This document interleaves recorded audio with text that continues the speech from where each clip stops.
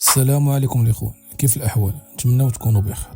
سمحوا لي بزاف حيت خبرت على القناه بسبب ظروف العمل وقله الوقت، ولكن ما نسيتكمش وما نسيتش ولاد الشعب اللي كيضربوا تماره باش يلقاو خدمه بزاف. فيديو اليوم غنهضروا فيه على كيفاش تخدم في الكابلاج سواء في اختصاص الاسلاك او الخياطه، وغنوريكم كيفاش تدفعوا بطريقه صحيحه وكيفاش يعيطوا لكم في اقرب وقت. هادشي كامل باش نعاونوا خوتي باش يعتقوا راسهم شبه البيضاء.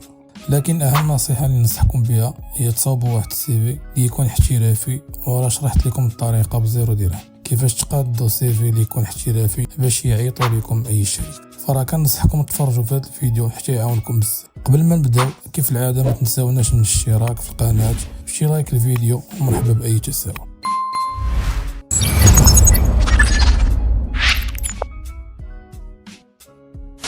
اول حاجه كنلاحظها ان اغلبيه ديال الناس كيمشيو للشركات ديال الكابلاج او بالاحرى المجمع الصناعي اللي فيه مجموعه ديال الشركات، وكيحطوا السي في تماك عند السيكوريتي اللي اصلا ما كيخليكش تدخل للشركات، والاغلبيه ديال دوك السيفيات كيتلاحوا.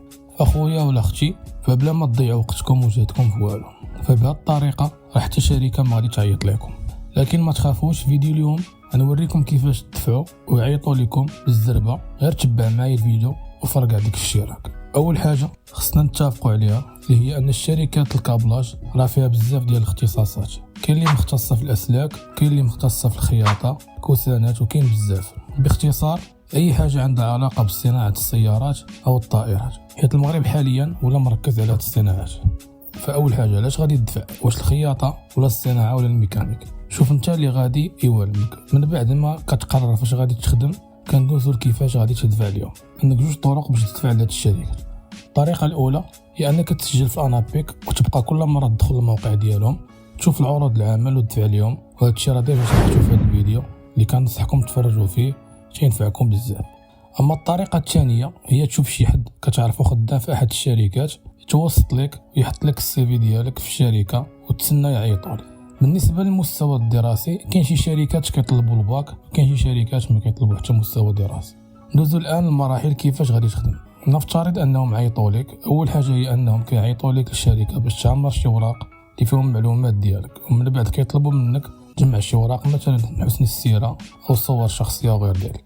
من بعد ما كتجمع هاد الاوراق كدوز مرحله الفورماسيون. بالنسبه لمرحله الفورماسيون اللي هي كيعلموك كيفاش تخدم في الشركه ديالهم وكيفورميوك على الخدمه اللي غادي دير. ما نساوش في مرحله الفورماسيون كدوز عند الطبيب ديالهم باش يشوف الوضع الصحي ديالك، باش يشوف انك قادر تخدم وما عندك حتى مشكله صحيه. اما بالنسبه لعقد العمل فراه كتوقع عليه في مرحله الفورماسيون، اللي خاصك تعرف ان انواع عقد العمل كاينين ثلاثه تقريبا اللي هما: اول عقد الانابيك، والناس اللي كيسينيو هذا العقد كيكون عندهم بكالوريا وكيتخلصوا بالسميك اللي هي 16 درهم الساعه، وجميع الحقوق ديالهم محفوظه.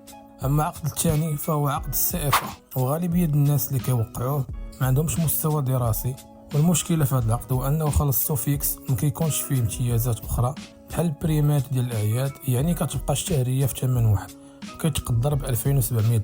اما العقد الثالث فهو الار اش، وهو عقد كتسينيه مباشره مع الشركه، وهو عقد كيمتاز انه حقوقك مضمونه بحال الانابيك، لكن تيكون بعض الاقتطاعات اللي قليله. في الاخير كنتمنى انكم تستافدوا من الفيديو ديال اليوم، لكن قبل ما نساليو واحد الملاحظه مهمه هي ان عقد الانابيك الى فتي فيه 6 شهور فراه فرصه اخرى باش انك تدفع لشركه اخرى ما كتبقاش، لانك فتي المده المحدوده اللي في الانابيك اللي هي 6 شهور. في الاخير نتمنى ان الفيديو ينال الاعجاب ديالكم، وبالتوفيق للجميع.